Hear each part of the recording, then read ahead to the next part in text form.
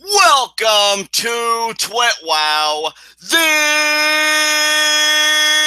best wrestling podcast made for wrestling fans, by wrestling fans, on the web today. I'm John. That's my cohort and commentary, Ashton. And this is our Monday Night Raw review. And I gotta level with you guys. I'm not gonna be hyperbolic and say that this Raw was a flaming pile of shit or this or that, because there were some genuinely good moments on this show. But man, if last week I was feeling a high, I was like, man, I feel like the pacing of this show is good. I'm entertained by everything, what have you. This Raw was the antithesis of that. Again, with the exception of like a handful of segments, which I'm sure we'll touch upon, throughout the night. This just drained me. This put me in a sour mood, mainly the Emelina segment, which I'm sure we'll talk about very briefly because we did do live reactions, which you can see on the TWitWoW channel. And yeah, I'm just feeling miserable right now. So, partner, how are you feeling?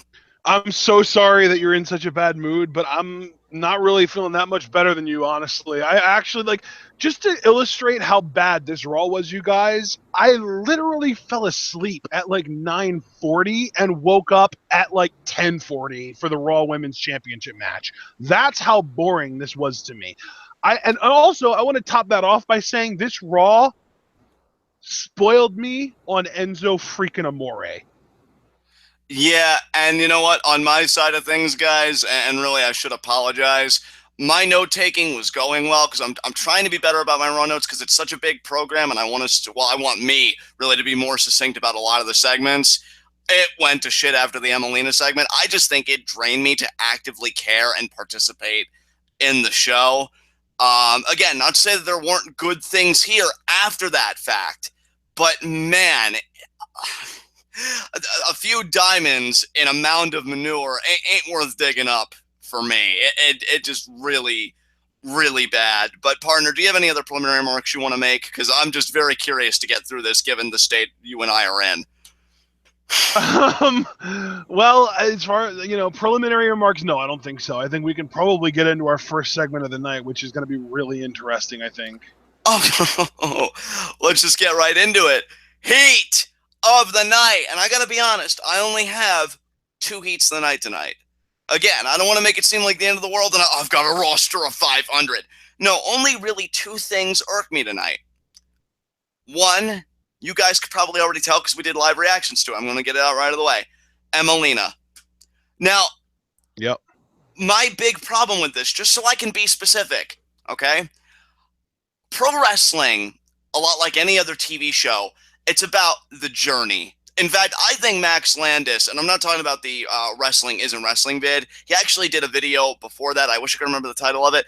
And he articulated perfectly the beauty of pro wrestling. Because it's like each new wrestling year, it's like a new season to watch your favorite develop. Like, oh, maybe they were a mid-carder in 2015, but 2016, they're getting that main event shot, and you watch the growth.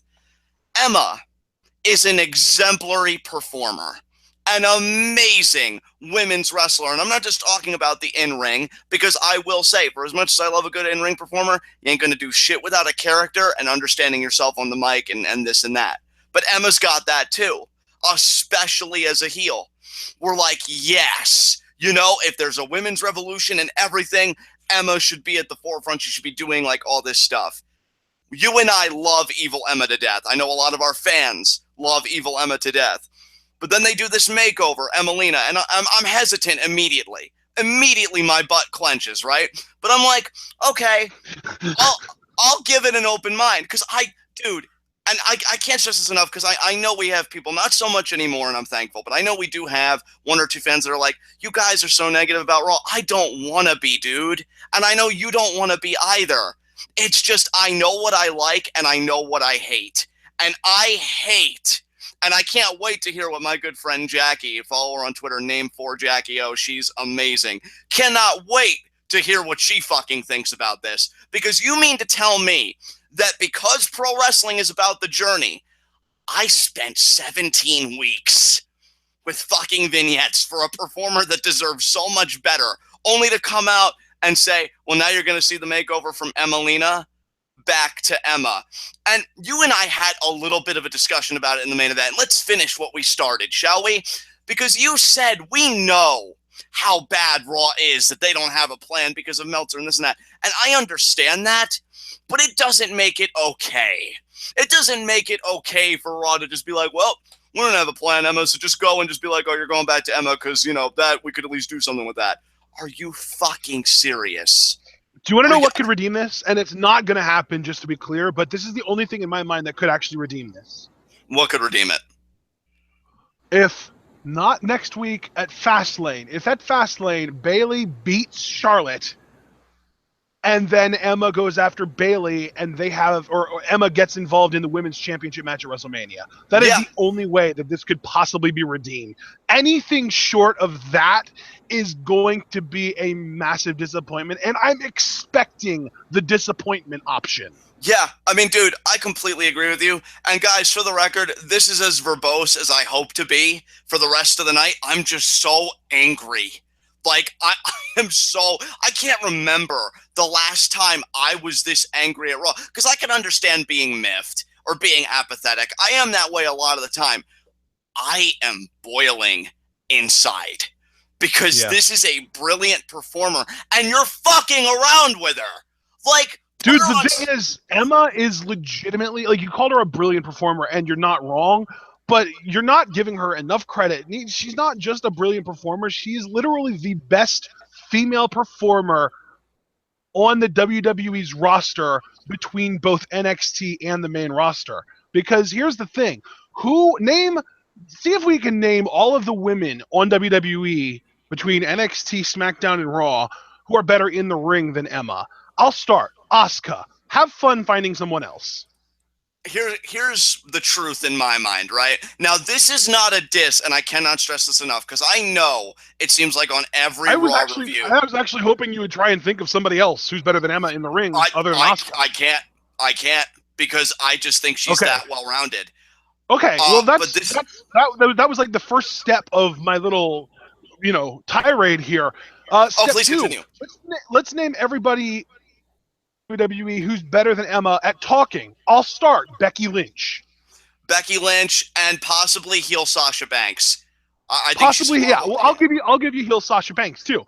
So the key to note here is that nobody who's better than Emma at talking is also better than Emma at wrestling, and nobody who's better than Emma at wrestling is better than Emma at talking. She is the best all-around female talent on your roster, and you just spent 4 months leading up to a segment where she came out and said we have to wait even longer.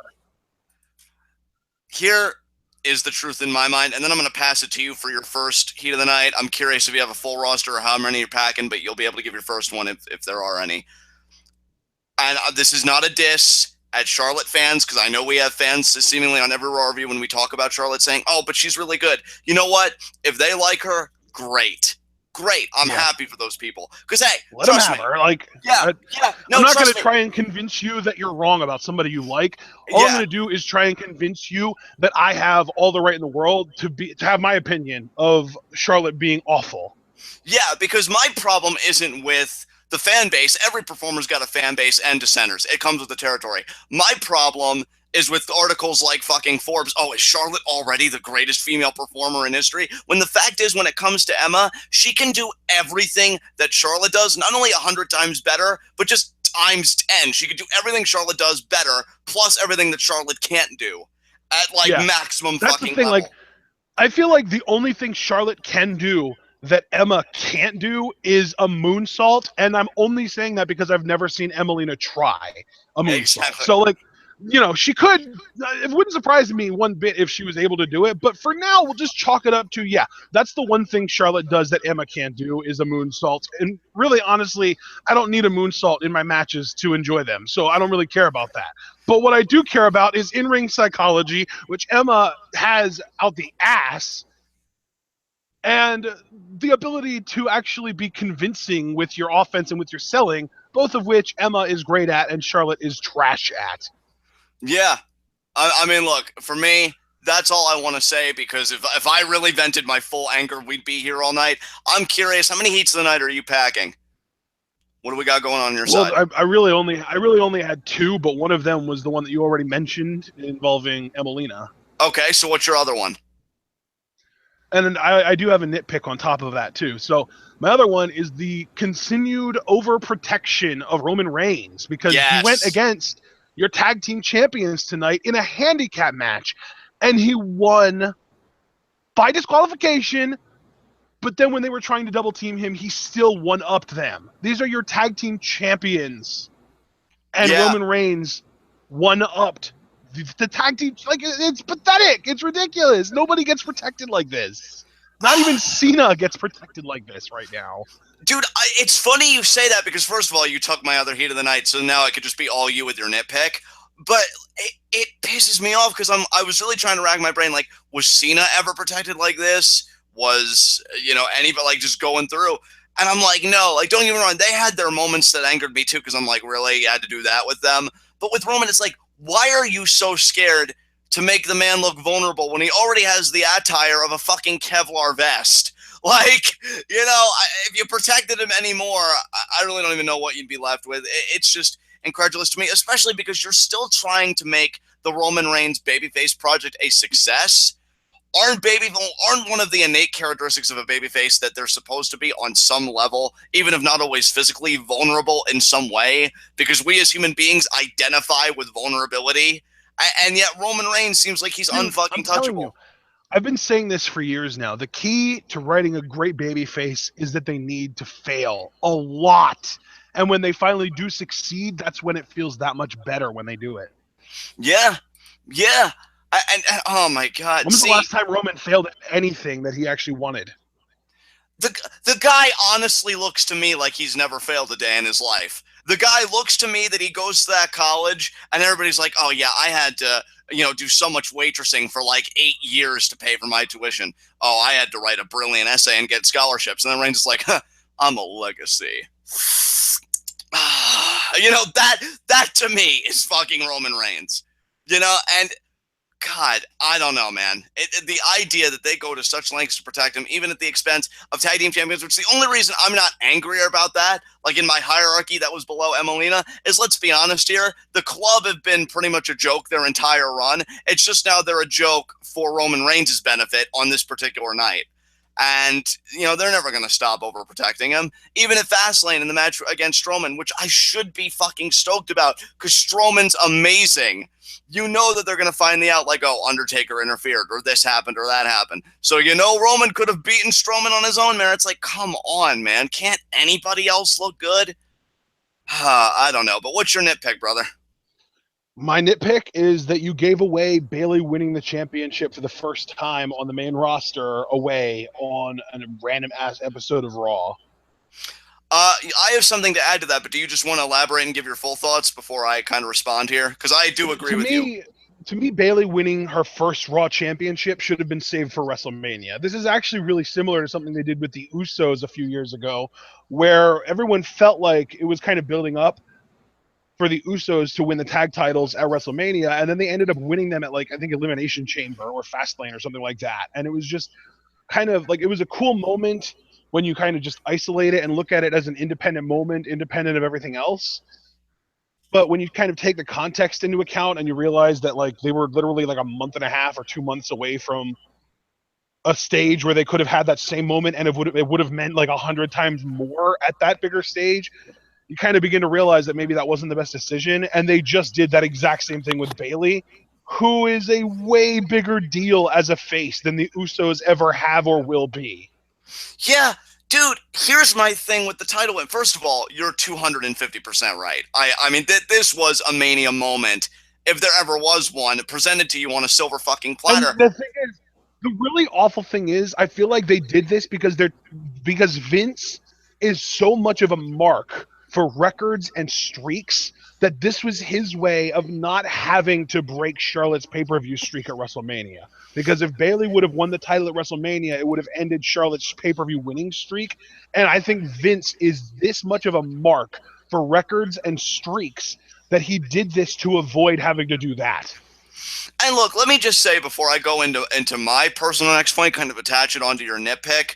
To Paul William Gregory and other Bayley fans, I'm happy for you guys if you're stoked. Because, like, she is a great performer, and I am happy for her in that sense that she is champion. But to Oh yeah. me, even the way, Don't get me wrong. I'm glad that Bayley is champion. yeah, Bayley being the champion, I'm happy about. But Bayley winning the title on a random ass episode of Raw for the first time on the main roster grosses me out. and dude, my thing is too, in my opinion, they couldn't even do that 100% right because, and I'm sorry, but it's bound to happen, right? I think back to how she won the NXT Women's Championship.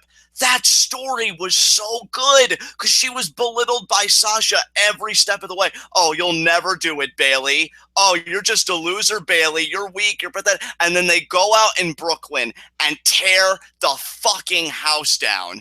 And then Bayley wins with a combination of like a poison Rana off the top rope and then a Bayley to belly for the win. She did it on her own. So what is the dramatic moment where she wins the championship here? Well, Dana Brooke interferes, and then Sasha Banks comes out, which I could forgive if she just took out Dana Brooke. But no, Sasha goes one step further and does crutch to boob to Charlotte, and then Bayley, capitalizing on it, gets the Bayley to belly and the 3 count. Now, look, I get that evil should be neutralized, and I like when baby faces look out for each other. But there's a difference between looking out for your friend and giving them their first Raw Women's Championship. And I feel like you might as well give Sasha a replica belt because that assistance led to everything else. Bayley, being the type of character that she is, needed to do it entirely on her own against all odds. And I feel like this is spitting in the face of the Bayley character. And to me, I can't speak for Paul William Gregory because I know he's happy. But for me, as somewhat of a Bayley fan who appreciates, the putting together of the character, I feel like it's a slap in the face of those fans because she lives for the struggle.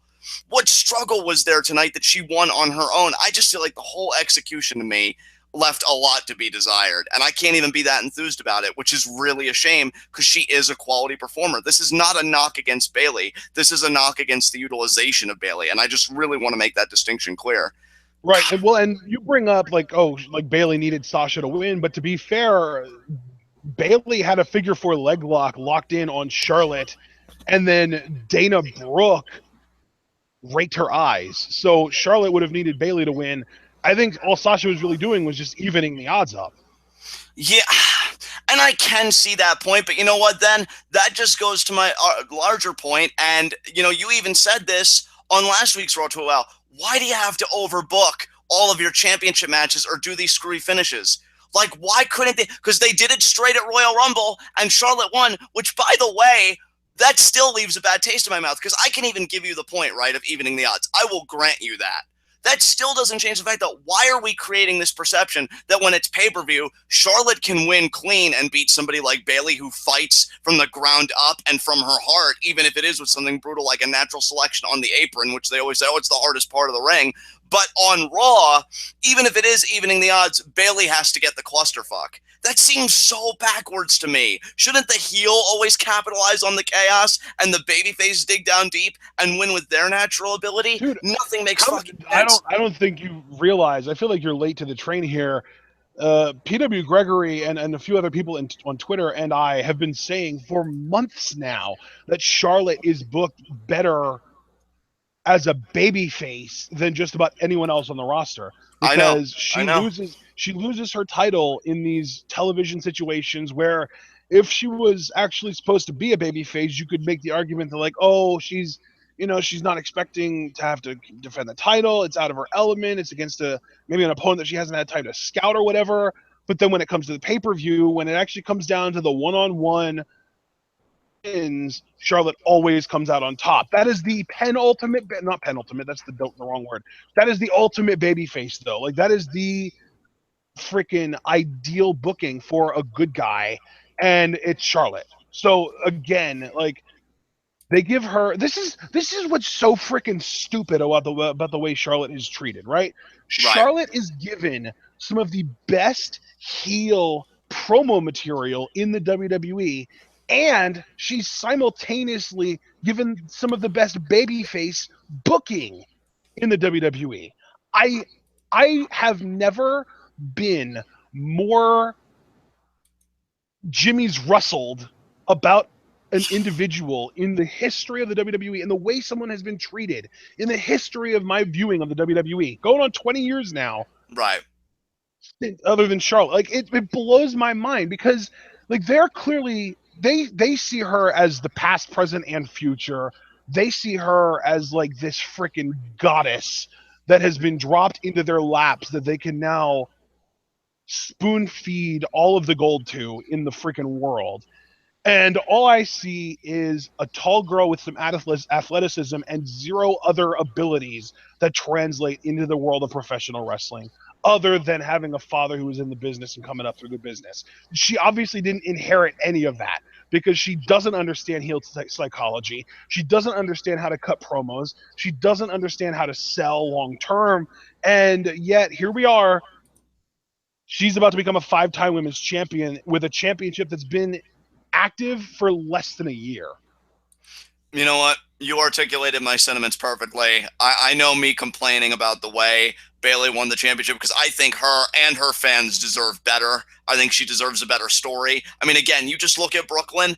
That was such an amazing story for her, and you could have And you done know what, something dude? similar. Here's the heartbreaking thing to me. This Right, is just thinking about it kind of makes my stomach churn a little bit. right, Think about after Bayley won the title, right? right. How did the crowd react to that? You mean tonight? Or are Yeah, we talking tonight. about Brooklyn? Tonight?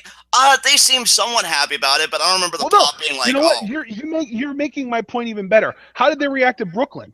oh, they were just elated. I mean, They came standing ovation, I unglued. think. You Yeah, can I say though the 3-word chant that some people are starting to kind of be a little bit weary of along the same lines of "We are awesome," but there are some cases where it legitimately does fit. "You deserve it" was chanted at Bayley after she won her title, right in Brooklyn. right. She didn't get that tonight, and even last night at the Elimination Chamber, you know who did get "You deserve it" chants was freaking Naomi. Yeah, she did. Bayley is a less over babyface right now than frickin' Naomi. Yeah, that Now, don't that get is me awesome. wrong. I love Naomi. I think Naomi is wonderful. She's got one of the sweetest, most kind personalities in all of the WWE. But she's an awful actress. She can't cut promos super well. And even though she's athletic, she's never been very good in the ring. Bayley, on the other hand, again, kind of along the same lines as far as not being the best promo, but she is supposed to be the John Cena of the women's division. She is supposed to be the merch seller. She's supposed to be like the golden girl, and I don't mean like the old ladies on freaking Lifetime. I'm Right. talking about she's supposed to be the golden child. She's supposed to be the one. She's supposed to be the one female on the WWE roster that can transcend the wrestling business because of how over she was able to get in NXT. And do you know why that's not translating to the main roster? Because Raw's writing team is garbage compared to SmackDown's. SmackDown has turned a woman in Naomi who has never been viewed as anything more than a good hand to have around into a legitimate babyface star, while Bayley just won a championship to a lukewarm reaction. Yeah, that to me is a fucking travesty. And you know what? I'm not even gonna tag anything onto that because that was beautiful what you just did. I ain't gonna top that. So, do you have anything else you want to say as far as our first segment here of the night is concerned? No, we need to get out of this. Yeah, I agree. That's why I said what I said. And so now we will get into our Monday Night Raw review. We open up with Stephanie McMahon addressing the crowd. She pretty much says that Mick Foley has the night off and that she's going to be running the show here in Las Vegas. But that's about all she gets into it because Roman Reigns comes out. And to get down to brass tacks, he says he wants Braun Strowman. Stephanie pretty much says, no, you can't have Braun Strowman because, I'm looking out for your well-being. You got beat up last week. And, if you get Braun Strowman tonight, you may not make it to Fastlane or even WrestleMania. And Roman's like, oh, I don't care what you think. And they're getting into it. The club interrupt. They pretty much kiss up to Stephanie like, oh, just you should pretty much be nicer. Don't be so disrespectful. It's Stephanie McMahon. Stephanie then makes the handicap match. If there's one thing I could give credit to this opening segment for, because I hate the talking segments that Raw opens with, this actually felt like it got to the point relatively quickly, and I can appreciate that. But that's pretty much it. Do you have any thoughts you want to share? No. No, there we go. We move on to our handicap match. Much like you just now, I really have nothing to say. Club gets some double team offense in. Roman starts to make the comeback. Club gets frustrated. They have the match thrown out. DQ. Go for the magic killer. Roman Reigns fights out of it. He stands tall because tag team champions, clearly they don't know how to work together in comparison to the almighty monolith known as Roman Reigns. Any thoughts? Roman continues to reign. Yeah, pretty much. Up next, we got the first video package, and there were quite a few video packages throughout the night, just so I could compact that all together, of Chris Jericho, hyping up the Festival of Friendship. This was about the list of Jericho, the first video package. We then go to the New Day, who Kofi Kingston's going to be facing Bo Dallas, but their pre-match promo, Kofi pretty much saying, oh, what's wrong, Bo? Just standing in there like a social outcast, so making a reference to that. And then they tease that in this folder that they're carrying are the plans for their new ice cream machine. Crowd pops for that. I will give New Day credit for this. I mean, the crowd was kind of oscillating between being really into the show and kind of meh. New Day is still a hot act all this time later, and that's just a testament to how talented these guys are. As far as the match itself goes, you know what I liked about this match? Because we had quite a few quick matches on this show, but this one stood out because of the personalities involved. I mean, Bo was even able to have a nice little heel moment where he takes the ice cream plans and he tears them up. And then I actually like that they got a reaction out of you, partner, because Kofi tries to go on the attack, but he gets caught on the top rope, like the literal rope, and a swinging neckbreaker by Bo. And the way your voice was sounding, you thought that was going to be the end of the match, but Kofi ended up kicking out. And well, yeah, because that's Bo Dallas's freaking finisher. So I was shocked that Kofi kicked out of that. Really, yeah, what the shock was I was shocked that Bo was even able to hit that move in the first place. Yeah. And so I like that. I like that false finish. Kofi does ultimately get the win, though, with the SOS. And then after the match, they pour Bootios on Bo, so they kind of feed him while he's knocked out. Do you have any thoughts you want to share on this? No, I don't think so. I think I really, this was one of the more enjoyable segments that I saw before I fell asleep, to be honest. This was kind of one of those segments where it was like, you know what? I know that some people are getting sick of the New Day, but damn, I still love these guys. I love them too. It's just me, because I know I said this last week on Raw TWitWoW. I'm just really curious. It's more of a curiosity than an apathy of just when are they going to dissolve and what are they going to do. Like I'm wondering even if this ice cream machine thing is going to be part of possibly a bigger storyline. I doubt it. Maybe it'll culminate in some kind of cool thing for them to do at WrestleMania. But because the plans did get torn up, so now I guess it's back to the drawing board. Curse you, Bo Dallas. But yeah, this is a fun match. This is a match that could be short, but you still maximize your time. Kudos to everybody involved. After that, we get a Neville interview, and he essentially says that Jack Gallagher isn't on his level. In fact, he said that the interviewer, who probably wasn't Dasha, but I keep saying Dasha because I still need to learn all the names. Charlie Caruso, so thank you. Because Charlie's like, oh, are you concerned at all about Jack Gallagher? And he's like, stop. You've already been talking about Jack Gallagher longer than it's going to take for me to beat him at Fastlane. And he's pretty much saying like, oh, Gallagher is nothing. He even says TJ Perkins, because he's facing him tomorrow night on 205 Live, who he's just obliterated, consistently, poses more of a threat to him than Jack Gallagher. So way to put the opposition over there, Neville. Way to just ride him into the ground. But then Gallagher comes out and he's just like, or he interrupts the interview. And he says, well, if I might quote Shakespeare. And Neville's like, no, actually you can't, gentlemen. God. But then Jack's like, well, all the same, you think I'm not on your level, but we'll see at Fastlane, won't we? And then he calls Neville a bloody pillock, I believe it was. Maybe Paul William Gregory can correct me on that, or somebody that's in the England area or the UK. But I think it was, bloody pillock, because, Neville always claims, oh, you hate me because I'm from here or this or that. And Jack Gallagher says that's the real reason they hate you. And that was the end of that interview segment. Jack Gallagher, I love his charisma. I think him and Akira Tozawa are really carrying the Cruiserweight division on their backs. And Cedric, when he's actually given something worthwhile to do. I don't want to discredit him. But those are like the three best guys. Kendrick's kind of fallen off a little bit, I think only because he's in this weird kind of mentor angle. But yeah, I'm at least happy that the Cruiserweight division has these personalities. Do you have anything to say about this? No, I don't. I think the Neville thing is kind of getting a little bit old. I want something new with him, and Gallagher probably isn't going to win the title, so I'm really curious to see where they go with him after. Yeah, I agree. After that, we get Noam Dar versus Jack Gallagher, and Alicia Fox is at ringside here for Noam Dar.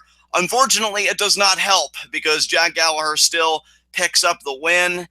Again, in a relatively quick match. That's why I really haven't even talked about Dar or anything that much. I mean, Gallagher wins with his amazing corner dropkick. The guy's cooking on all cylinders. Neville's music hits, and he stands on the stage and he poses with his title afterwards. So, that was a segment there. And actually, do you have anything to say about this match before because I'm just barreling right through, I know, but I want to make sure that you get your opinions in if you have any. Paul William Gregory gave us a little bit of info. He is from the UK, and a bloody pillock is basically calling somebody a penis.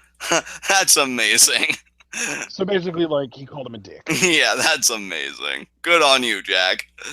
But no thoughts on this match? I love that Gallagher went out of his way to still use a word that sounds kind of proper. I know, right? Even when he's insulting you, he's gentlemanly about it. Very nice. Yeah. So no thoughts on this match, though? On what, the Gallagher Dar match? No, I don't have any thoughts on it. All right, yeah, we're barreling right along, people. See, I guess this is the one positive about Sucky Raws is we really don't have much to say. We have Triple H and Joe. So the difference, John, is that we just had a longer Heat of the Night segment. Now we're just kind of barreling through everything else. That's true. Triple H and Joe were shown arriving at the arena. Then we got the Emelina segment. Not going to talk about it, trying to avoid my PTSD. After that, we get a Bayley interview. She pretty much says that her heart's in her throat, but she's confident, that tonight I can beat Charlotte. Yeah, you can, Bayley. Yeah, you can. Just in a way I really wasn't a fan of. After that, we get Braun Strowman versus Mark Henry.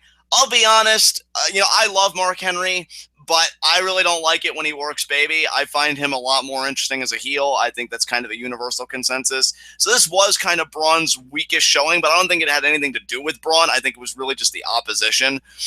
Even so, though, Braun gets a cool moment where he counters the world's strongest slam by pivoting his weight, collapsing on Henry, and then he gets the power slam. I was a bit disappointed because I think Braun's a freak. I would have liked if he could have run just a little bit with the power slam, but he just kind of planted Henry down, so it was a bit more stationary. He does get the win. Afterwards, Reigns comes out because it's Roman Reigns, Tom. And, he's taking the fight to Strowman. He gets 2 Superman punches, and right when I think that my gag reflex is going to go into overtime and Reigns is going to hit the spear, Strowman catches him, and he does the running power slam to him, which was fucking beautiful. And then he just screams at Roman, "You can't win!" Ah! And then he walks out because I love Braun Strowman, and Braun Strowman is fucking life, and he is the only man that could really make me make myself out to look like an ass doing what I just did because I love Braun Strowman that much. Honestly, dude, this just solidifies, because I will say there was something that outdid this Braun Strowman segment, which we'll get to, but this just solidifies that Braun continues to be, for me, and I'm speaking for myself here, one of the best parts of Raw, because I enjoyed this. I enjoyed him laying out Roman for the second straight week.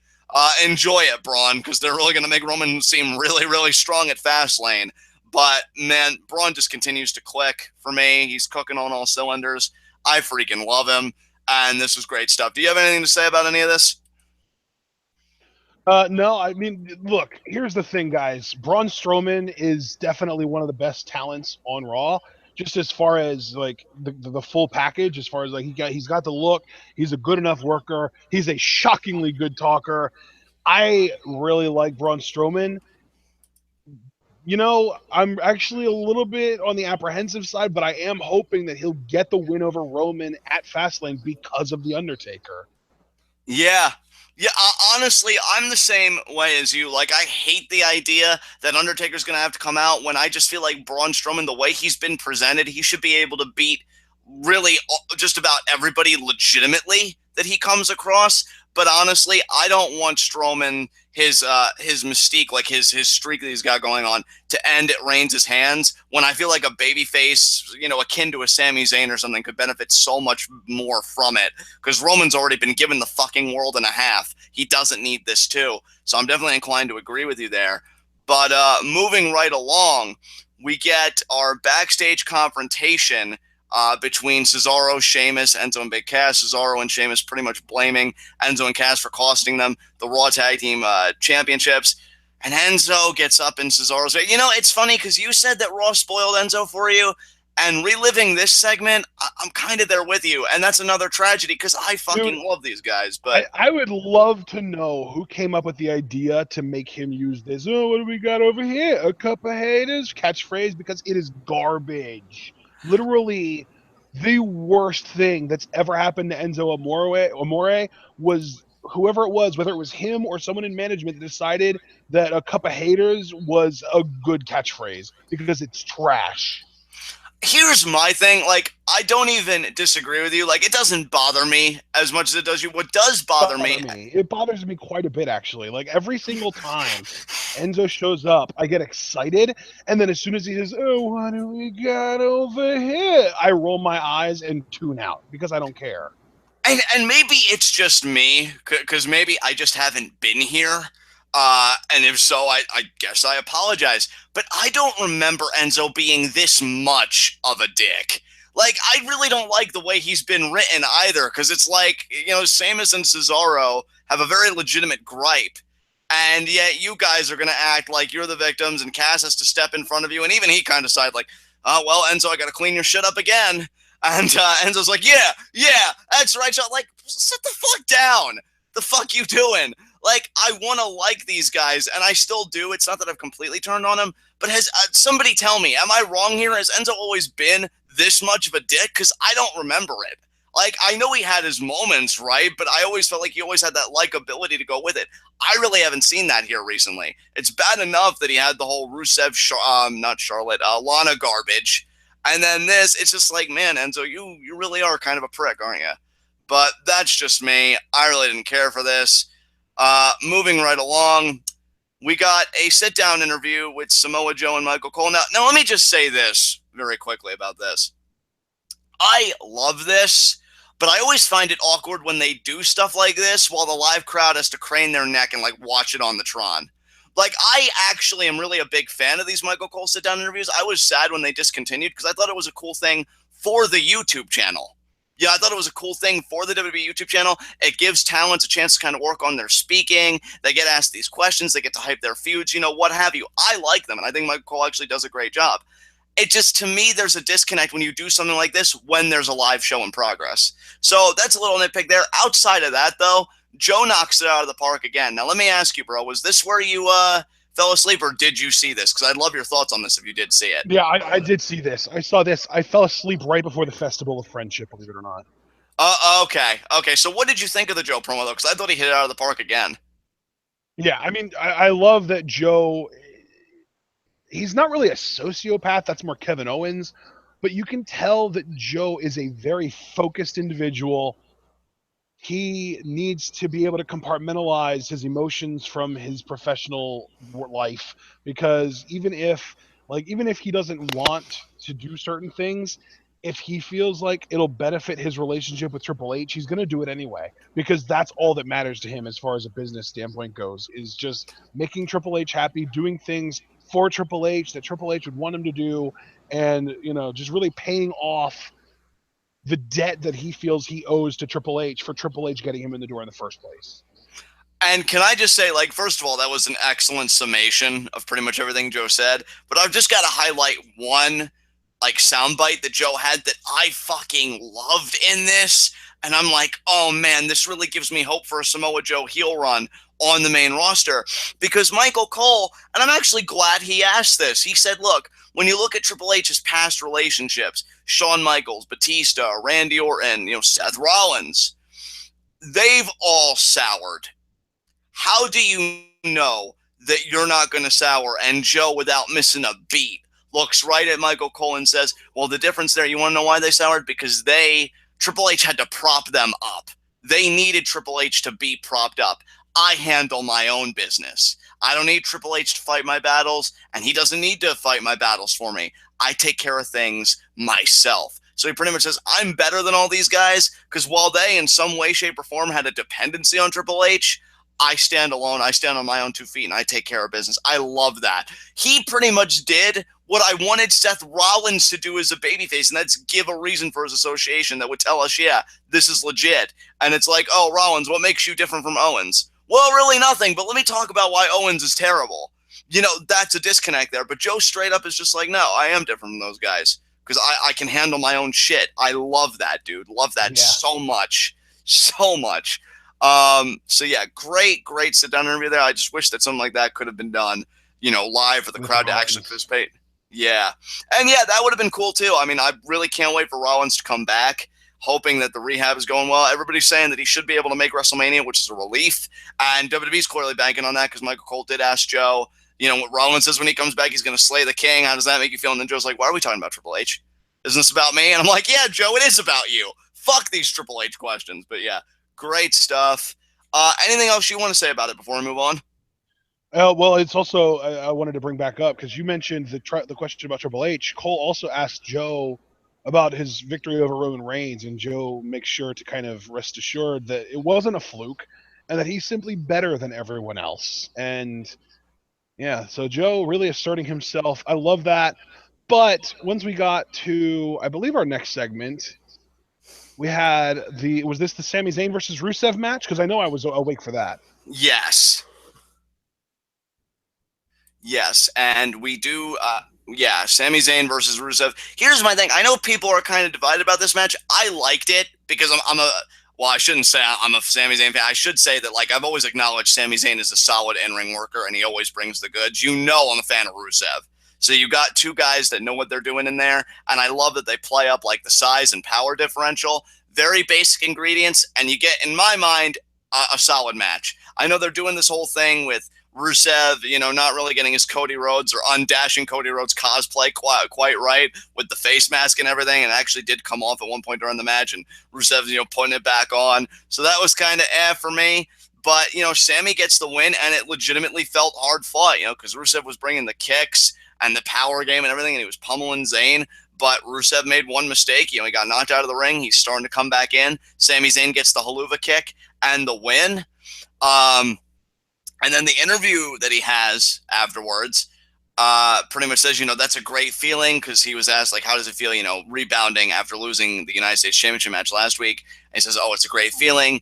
It sucks having lost the U.S. Championship match last week. And the idea that Kevin Owens is the one that did it to me certainly doesn't make it any easier for me. But, I bounced back in a strong way against, big competition. And he actually does call out Joe because Joe took a shot at Sami Zayn saying, I'm not like the Sami Zayns that I'm just happy to be here. I'm here to make an impact. And Sami Zayn says, well, you're damn right that you're not like Sami Zayn. And the biggest thing he said was because Sami Zayn doesn't sell out. And that got a nice reaction from the crowd. But then Joe's music hits. And Sami Zayn's looking and waiting for it. And I don't mean just to laugh at Sami. This isn't a Johnny Scumbag thing. I just love Joe, period. So it really wouldn't have mattered who it was. And then Joe just comes out of nowhere, blindsides Sami, beats the crap out of him, and then gets him in the coquina clutch. And then when he lets go, he looks at Zayn's prone body and he says, if you're going to say my name, put some respect on it. I love him. So good. Oh man, what did you think about this, bro? What did you think about Joe just beating the Yeah. crap out of Sami? So is this going to be our WrestleMania build here? Is this going to be? Are we going to get this match at Mania, or is this going to be at Fastlane, Sammy versus Samoa Joe? I would love this to be a 2-match program. You do a match at Fastlane and then a return match at Mania. I would not have any qualms about that at all because I love their work in NXT, and I feel like we've been separated enough from that I would love to see these guys go at it again. So yeah, I mean, definitely going to be a Fastlane match. Mania's more up in the air, but we shall see. Very interesting. I love though that this is Joe's first program because, I mean, we've already seen these guys wrestle quite a bit in NXT because when Sammy came back from his shoulder injury, his first and really only program on NXT was with Joe.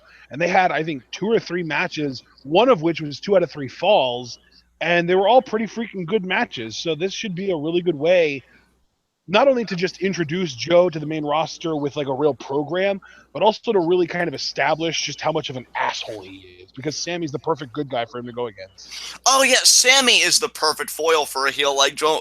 And I will say this: these two at Fastlane, it's going to be the type of match that I wish Samoa Joe's like main roster debut would have been. It's going to be compelling. It's going to be engaging, and it's going to have that babyface that's sympathetic. That's going to give Joe everything they've got.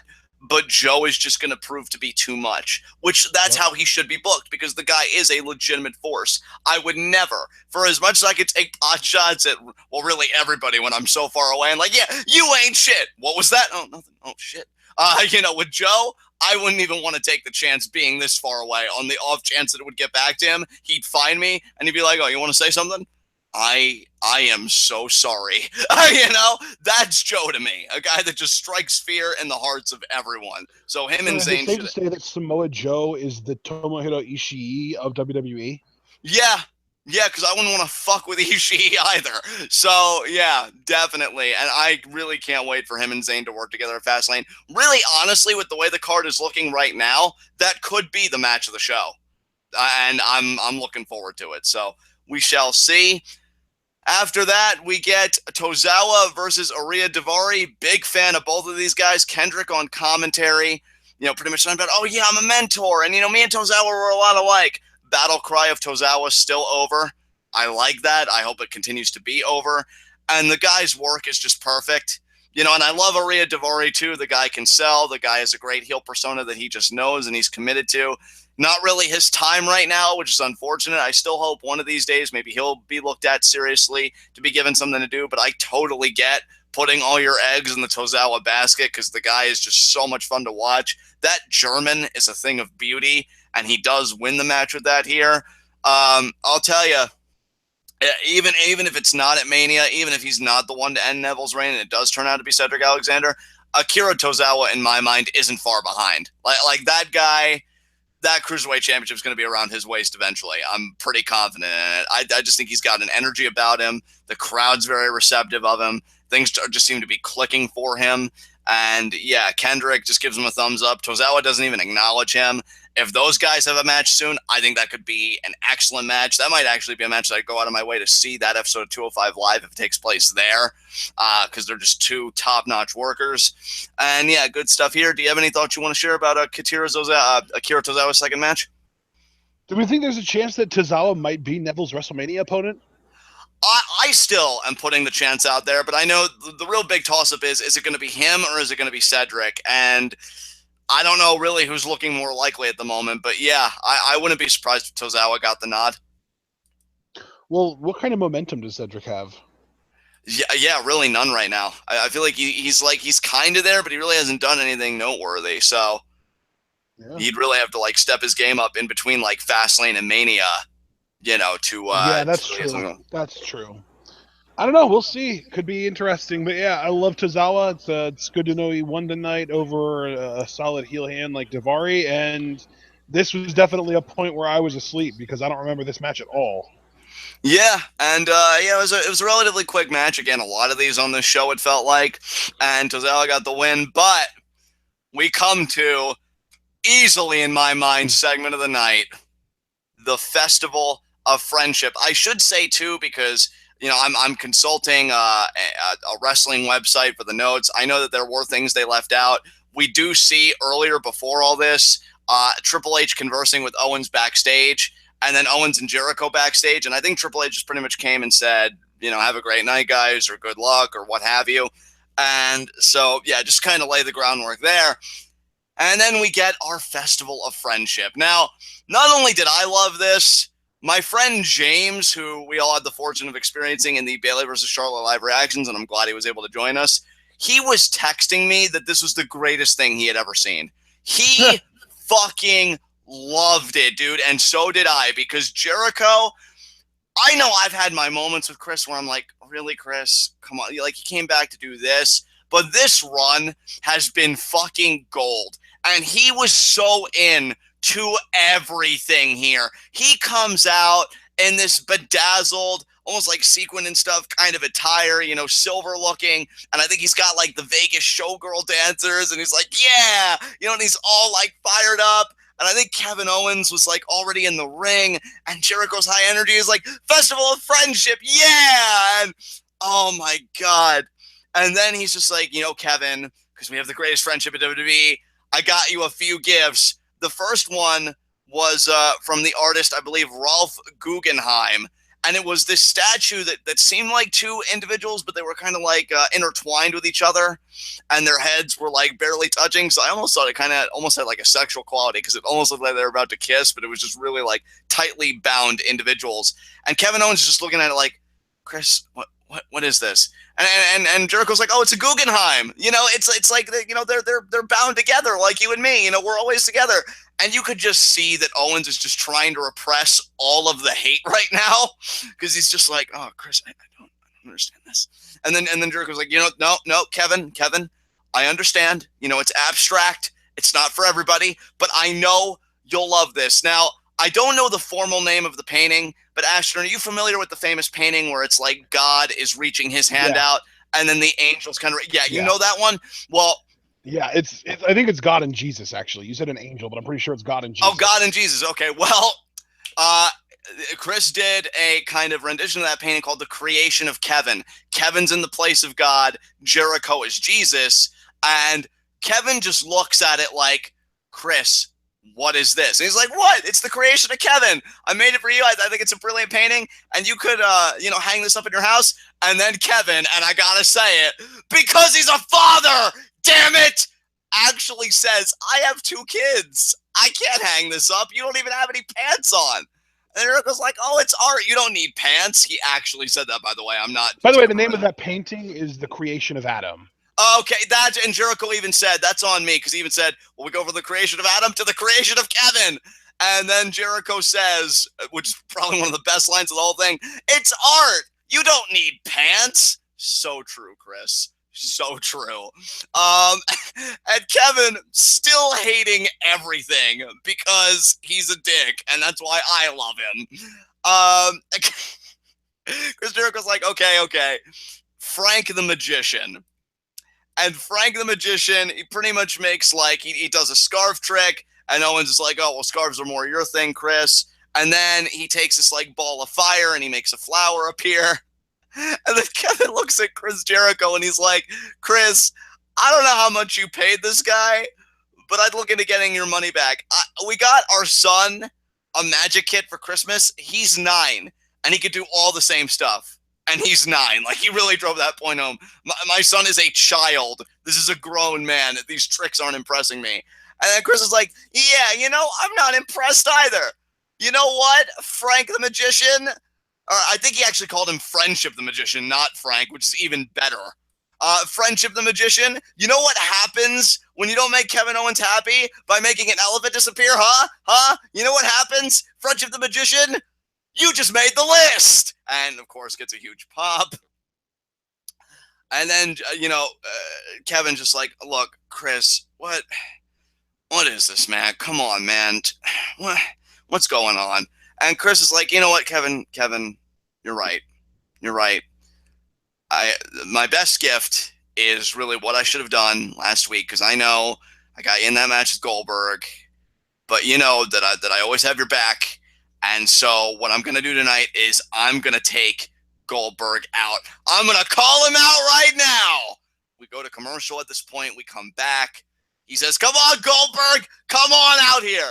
The music hits, and I'm thinking, oh, my God, is WWE actually being, somewhat spontaneous? They're going to have Goldberg come out with no buildup? Of course, that was on me again. I was fucking stupid, but I was happy to be, because we got Gilbert. Gilbert comes out, and if you could see Kevin Owens' face, he just looked like he wanted to give up on everything. Like, fuck this. What the fuck is this? And he goes out immediately and beats the shit out of Gilbert. No time wasted. And Jericho, without missing a beat, he's like, yeah, you beat him. And Kevin is just like, Chris, I thought we were doing this whole thing so we can get Goldberg to come out here and beat him up together. because, Kevin Owens thought, well, Jericho isn't really going to celebrate this friendship, right? That'd be stupid. It was all a Goldberg ploy. No, it really was. It really was a festival of friendship. He was not shitting Kevin Owens about that. And Jericho, who actually has a really heartfelt moment here, says, look, Kevin, I want to do this because you've made this run that I've had in WWE so special. I've loved working with you. You've just made this time better than what it could have been. You're my best friend. You're my brother. You're going to beat Goldberg, and I'm going to have your back, just like I've had it with Seth Rollins and every other opponent. I love you, Kevin. And I'll be honest, that was great delivery on Chris's part. And then they hug because Kevin Owens is like, you're right. They hug. Crowd actually pops for the hug because they have the best hugs. And then Kevin's like, I know it's not much, Chris, but I got you something too. And he produces this box, and I'm even thinking, like, what could it be? I thought it was just going to be something like a scarf or even a Kevin Owens t-shirt because he's so self-absorbed. And Chris is like, oh, I didn't even expect you to get me anything. Oh, this is so great. He opens it. Oh my God. It's a new list. I needed one. The old one was really filling up. And he's got this smile and he's so happy. And Kevin's like smiling. And then Chris goes, wait a minute. Why is my name on here? And then he holds the list up just enough where you can see on the back of it, it's the list of KO. And Jericho turns it over. He looks at Owens, whose face is just contorted into, Ray, I'm going to rip your head off. And he attacks Chris Jericho and brutalizes him. It was the most fucking delicious thing, not only on this show, but that Raw has done in a long-ass while. Again, it's the closest they'll ever come to the Cisco murder. And don't get me wrong, the Cisco murder is infinitely superior even to this in my eyes, because it's fucking murder. But this is pretty close. What's my name doing on here? Womp, womp, womp. And I don't know if it was Jericho or somebody in the crowd, and maybe somebody could clear that up for me. But Owens is like about to drive Jericho into the barricade as part of the beatdown. And as he's like running Jericho and getting all the momentum to send him in there, you could just hear somebody go, no. This really drawn out thing before Jericho into the barricade. I don't know if it was somebody in the crowd or Jericho himself being like, why would you do this to me, Kevin? Either way, it was fucking delicious. And then he apron power bombs him. And he just looks like he experienced such a sense of catharsis after that. Like, oh, I have wanted to do that forever. And then he gets Jericho back in the ring. He picks up his broken ass body, looks him dead in the eyes, says, I hate you, and then sends him into the Festival of Friendship sign in the center of the ring. Pretty much kind of looked like what the Jeritron 9000 would be, except it wasn't glass. It was like paper and I think like cardboard. And sends Jericho through that.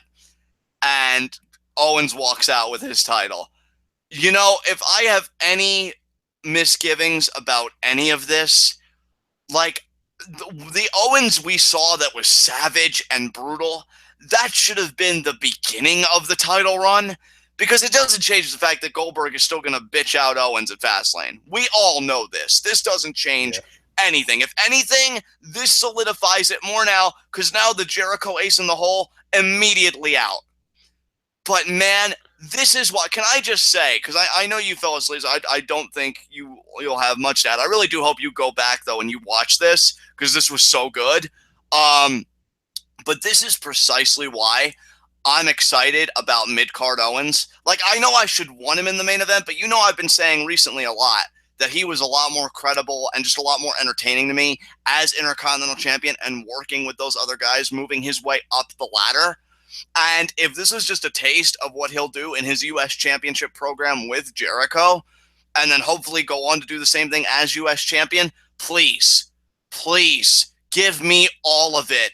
I miss this. Welcome home, Kevin Owens. Oh my God.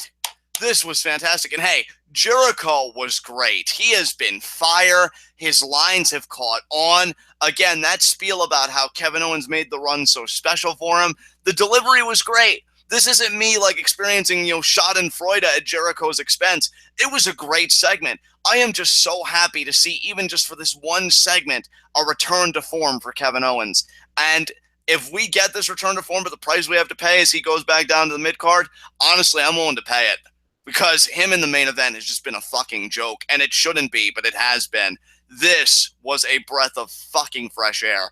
I loved everything about this. Easily segment of the night. I really, yeah, you need to go back and watch this because I thought it was great. And again, James just lost his shit over this. It was so good. So, yeah, that was the Festival of Friendship. So, what do you think about Kevin Owens severing ties with Chris Jericho right before You know, Fastlane? I think it is so ironic and almost tragic that it took this long for the WWE to finally decide, oh, you know what, guys, maybe we should make our Universal Champion look credible. Yeah, yeah. My sentiments exactly, my brother. Because Oh, if you man. really think about it, his entire run, he's been really a coward. He's been running away from people. He's been, trying to avoid fights as much as possible. He's been blaming Stephanie on everything. And now we finally get to the point where we know pretty much for a fact that in the next, what is it, in 3 weeks or so at Fastlane, he is going to get obliterated by a 50-year-old. And this is Yeah. when the WWE decides, guys, what would make this match better involving Goldberg is if we actually, had a credible champion to lose to Goldberg. Yeah. The idea that they were this late to the game, again, everything about this main event run was a fucking travesty. I was willing to look past that Triple H pretty much awarded him his first world title, even though I wanted KO to just take it by force by tearing through everybody, because I thought, well, at least the subsequent booking, it'll be a return to form, right? Nope. The whole run to me. And I say, Ashton, better than anybody, what a big KO fan I am. Anybody that's been listening to this program for even a modicum of time should know it. Like, I fucking love Kevin Owens. This run has not been easy for me. Because every time he has a title defense or a segment, all my heart says, all I'm internally screaming is, you're so much better than this. And segments like the Festival of Friendship, that's the Kevin Owens I want. Didn't even wait for Gilbert to do any stupid shit. Went right out there and beat the crap out of him. And then he did the list of KO and blindsided Jericho. That was amazing. That's the Kevin Owens I want week in and week out. I'm not saying never cheat. I'm not saying this and that. But don't be made to look like a bitch when you look like Kevin Owens does and you can do what Kevin Owens can do. It's a disgrace. And yeah, I'm right there with you. You're going to do this for like a few weeks, but then it's going to go back to nothing because, oh, Goldberg. But you know what? I'm willing to look past it as long as, he goes back to this form in the mid card again. Because I loved his runs with the IC title. And I think this Kevin Owens with the US title could actually make the belt meaningful again because Reigns was a freaking awful champion. And I really haven't hated Jericho, but the belt is only on him for the sake of the Jericho Owens feud. After that, I hope it becomes a wide open terrain again, and Kevin Owens can work with some people that can bring out the best in him. And, the feeling will hopefully be mutual, and heel Owens can bring the best out of the opposition. We can only dream. Yeah. Yeah. I feel like once Jericho was like, "Oh, why is my name on the list?" I wanted to hear like, "What you say" in the background. I hope somebody now hearing this isolates that and does exactly that. Because, dude, I'm a sucker for that type of shit with the good guy. What do they want me for? Murder? I don't know. Why is my name on the list? I love when they're just like. Just imagine. Have you seen the parody of that where it was like when Rollins turned on the Shield and it was the what you say, I but think then I like have, yeah. with each consecutive chair shot, it was like what you what you what you Yes. what you say. I think you showed me that I actually. want Yeah. them to do that. I want them to do that with Owens every time he hits Jericho with the list. Yeah. And Paulium Gregory makes a great point. Just think if KO for Money in the Bank 2016 had actually happened, maybe we wouldn't be here, but we probably would be because as we established in Heat of the Night, the biggest problem, even with performers that are fucking gems at what they do, the writing is ass. And at least it wasn't here, though. to their credit, probably because you've got two performers the caliber of Jericho and Owens. Even if you give them chicken shit, they'll turn it back into chicken salad because they're that good. So even then, I'm hesitant to give it to the writers so much as the quality of performer having to deal with the writing. But yeah, that was the Festival of Friendship. So, John, do you know who was the most surprised by the result of this Festival of Friendship? He said in his most sarcastic voice possible. I'm guessing, given your most Sami sarcastic, Zayn? Sami Zayn, yeah. He tried warning Jericho and he got a cell phone to the face for it. Oh, he's probably chuckling to himself right now. Especially because, like, when we came back for Bray, it was like Jericho being loaded into an ambulance. Yeah. Well, thankfully you're from Winnipeg, you idiot, because at least the healthcare is good there. Oh, man. And free. And free. But yeah, that was the Festival of Friendship. I feel so good after that. I think my spirits just picked up a little bit, so that's some good news. But after that, we get Cesaro versus Enzo. I just imagine, like, Jericho, why is my name on it? And then as he lifts the list up, it's, what you say? And, like, the filter over the screen turns black and white, too, at the same time. I'm telling you, somebody please listening to this, do that. Because oh my God. Because here's the thing. If they could get a condensed version of this, I am watching this shit over and over again. I'm an asshole. I will write it. Look, I am an asshole, okay? And I love the suffering of stupid baby faces. And Jericho... You know, John, I've got a Dennis Leary song that you would absolutely love. What's that? It's literally called I'm an Asshole, so I think you love it. Yeah, I'm going to look that up later. But yeah, I mean, Jericho's just like, huh? Why is my name on the list? You really didn't see how Kevin Owens would look at you or your stupid shit all these months?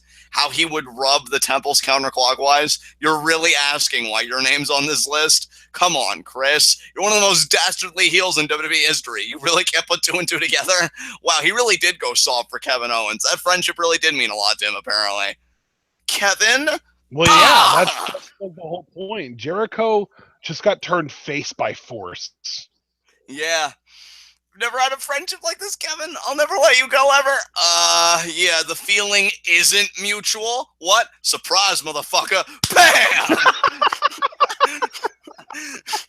You just worked so many memes into that one sentence. It's amazing. All right, well, I'm going to quit while I'm ahead. Let's move on. Our next matchup was Cesaro versus Enzo Amore, and the actually only really good thing about this match was Cesaro won with the Swiss Death. He won with the uppercut, which I thought was really cool. Because as much as I love the neutralizer, I've always thought they should make that uppercut one of his finishers. So I was really happy to see him get the win with that.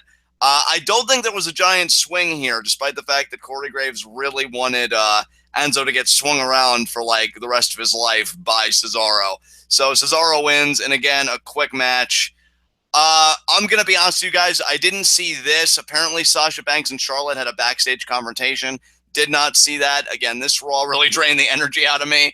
I mean, you fell asleep, Ashton, so I don't feel so bad looking away for this because this Raw was just bad for both of us. But obviously, we were awake for the main event. Charlotte versus Bayley for the women's title. Honestly, not going to say much about this because we did live reactions. If you want our thoughts on that, please go on the channel and check it out. Ashton, before we move on to our next segment, is there anything you want to say about anything? I think so. I think I need to just go back and watch the Festival of Friendship a few times just to really reassure myself that it was as good a segment as you say it was. Yeah, I hope in your mind I didn't overbuild it, because, I mean, maybe for me it was just, again, the suffering at the very end that just put it over the top. But Jericho seemed so into it, and I think that helped so much. Like, he was committed, man. It was great. You know, there's a song that came out over the last month or two that really kind of fits Chris Jericho right now, and there's a guy named John Bellion who sings this song, and I think it's safe to say that Chris Jericho has just hit an all-time low, low, low, low, low, low, low, low. Man, Jericho is, and you know what, too? Like, I just imagine Jericho being like, wait, Kevin, wait, before you do this, I really like being a heel. Please let me stay heel. Kevin's like, Jericho, you know who you're talking to, right? No! Chavo! No one pushing No, down! no, no. I was gonna say no. It's more like KO. Dude, if it was Jericho as he was being hurtled towards the barricade, that was like, no! Like, I need to watch it again because I need to know if that was a fan or if that was Chris. And either way, I died. Chris was feeling every second of that betrayal. It's like, no, why is this happening to me? Oh, Chris, you're just another statistic in the long list of betrayals made by Kevin Owens. You know what though? Now, if Jericho does go into his like Y2J, I'm a good guy now, so I'm gonna start phoning it in mode. We can just like every time we think like, oh, I wish Jericho was heel again. We could just think back and blame Kevin Owens, and that makes him even more of a heel. I know, right? And here's the other upside to that, and I'm like, I'm not even like kidding or trying to be a dick, but if he does start to phone it in because he's a babyface or prefers to be heel, it's not like we're gonna have to put up with it that long. Because I think as soon as WrestleMania is done, he's gonna go and like tour with Fozzy again. So at least it's not gonna be overexposure. And really, that's only one portion of what's been a really incredible run for Jericho. So really happy for him. Wish I could be happier for Kevin Owens, but at least he had this segment, which will lead us into high spots and low shots. And can I pick anyone else? I mean, yeah, I could, but Jericho. It wouldn't be as delicious. Jericho. In the words of R-Truth when he was at his best, you got, son. Oh my God, this was so good. Who's your low shot? Forced to turn heel or forced to turn face by a fellow heel. That's the ultimate kind of betrayal right there, my friend. Yeah, absolutely. So who's your low shot? Oh my God, how do I pick a low shot that's better than that? Jesus. How about the Club? They're my low shot because they lost a 2-on-1 match and then they lost a 2-on-1 fight after the match. So yeah, they're yeah, I can agree with you there.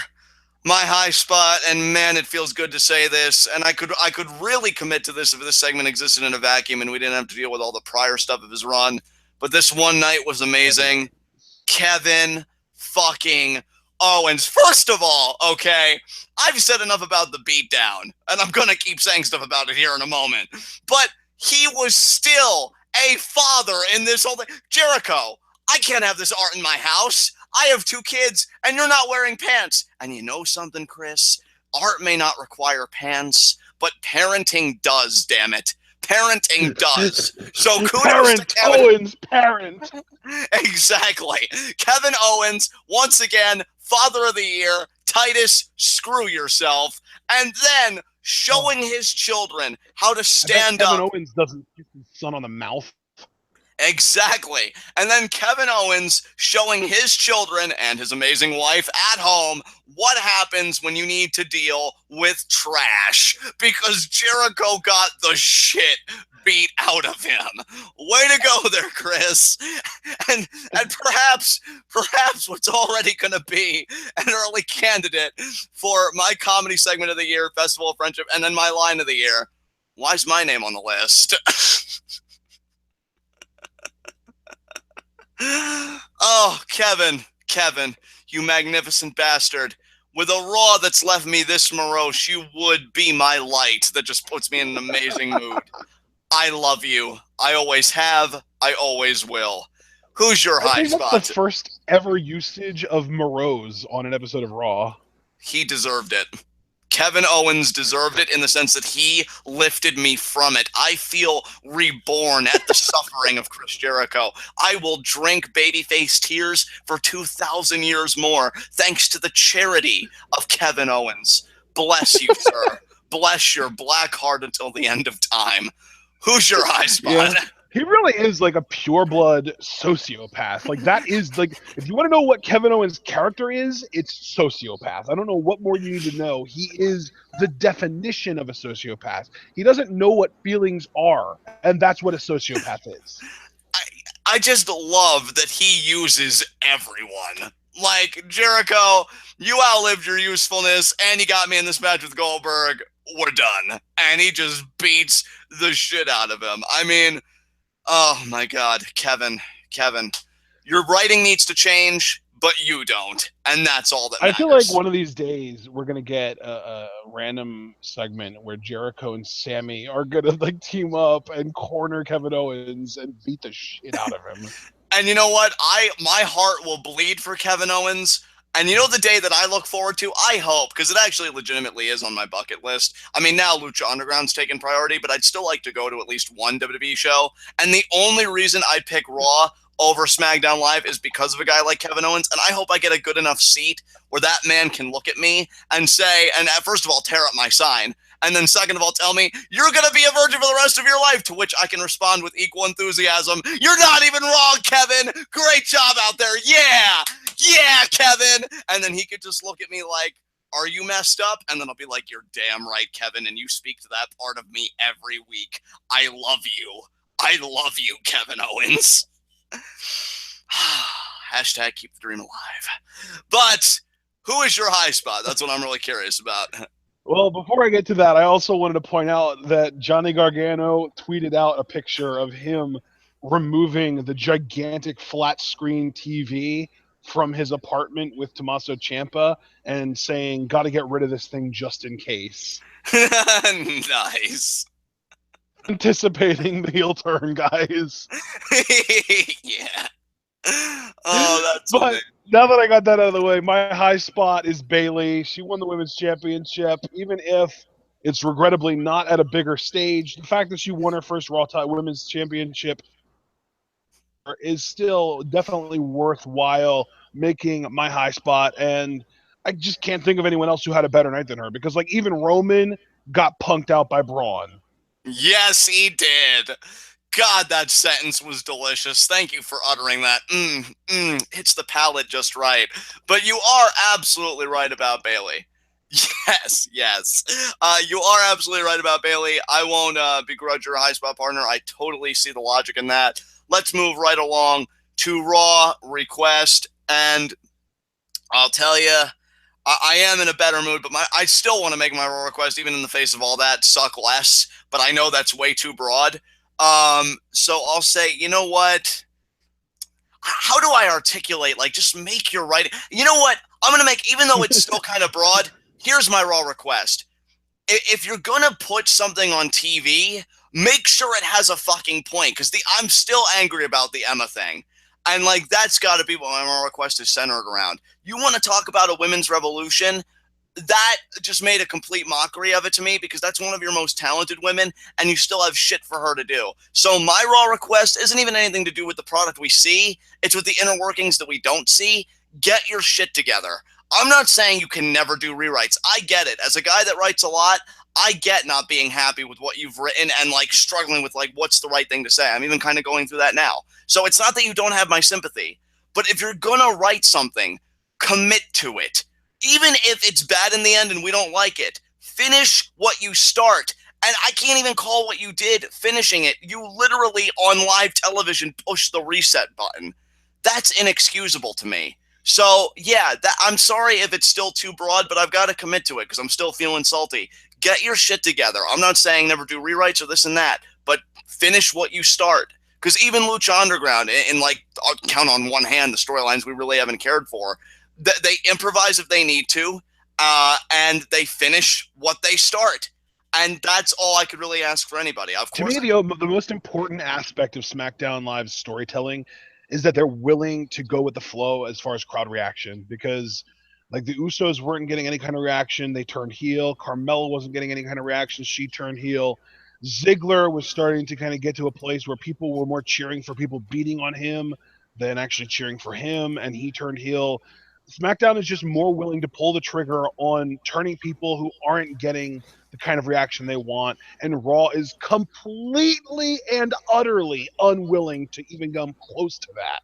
that is a brilliant articulation, which, I mean, begs the question. I mean, is that your Raw request, just for Raw to go more with the flow with the crowd, or what is your Well, Raw no, I request? can't. I can't because then that's like me saying, hey, Raw, turn Roman heel," and I can't have that be my Raw request. Right. So, my Raw request is going to be, how about making sure that catchphrases are actually over because every time Enzo Amore says something along the lines of, "Oh, what do we got over here?" the crowd dies. The crowd, like, they might have been into it. They might have been like, "Oh yeah, SAWFT solve, yeah, yeah, you guys are awesome." And then when he says, "Oh, what do we got over here?" a dead silence just falls over both the crowd and my living room because it's trash. So the next time you decide to pull the trigger on a catchphrase and actually try and make something a thing, make sure it works before you do it. Couldn't have said it better. With that said, guys, because you don't have any closing remarks about this Raw, do you? I don't have anything though. Yeah, I don't have anything either. You sound like you're just so dead inside, and I sympathize. I really do. Man, here's the thing. I'm just ready to watch some Don't Starve Together and then introduce you to the wonderful channel that is Primitive Technology. There you go. Well, we know what our night is. We hope you guys can get this Raw out of your mouth as well. With that said, though, this has been Raw. This has been TWitWoW, the best wrestling podcast made for wrestling fans, by wrestling fans, on the web today. I'm John. That's my coordinate commentary, Ashton. Guys, for those of you watching live with us, first of all, thank you for sticking with us. Thank you for joining us in the TWitWoW live chat for this review. If you haven't left a like yet, please do so. The more likes we get, the more likely we are to be the top search result for Raw reviews on YouTube. And when you're the best at what you do, the top is the only place that you belong. As far as all the stuff to check out, that's already in the description. Please give that a look over if you want. I mean, we've got our Twitters on there, the Patreon, the Teespring store. Everything is there, so be sure to give that a look. Breakdown for this week. We have got SmackDown Live review tomorrow night. That should be amazing because we've already got, again, on tap, Bray Wyatt versus John Cena for the WWE Championship. Wednesday, it is New Beginning in Osaka. That's going to be at 3:30 p.m. I know I did a bad job last time of promoting when that was going to be. I'd really like a nice turnout for this show. Do we know what the main event of that show is, Ashton? Naito versus Elgin. Should be great. Should be a solid Intercontinental Championship match. So that's going to be at 3:30 But, p.m. Eastern Time. more importantly, and I shouldn't say more importantly because anything Naito's involved with is automatically the most important thing, but also importantly, Dragon Lee versus Hiromu Takahashi. That match is going to be amazing. Yes, it is. Yeah, that's going to be one hell of a junior heavyweight championship bout, especially because Kushida isn't in it. Yay!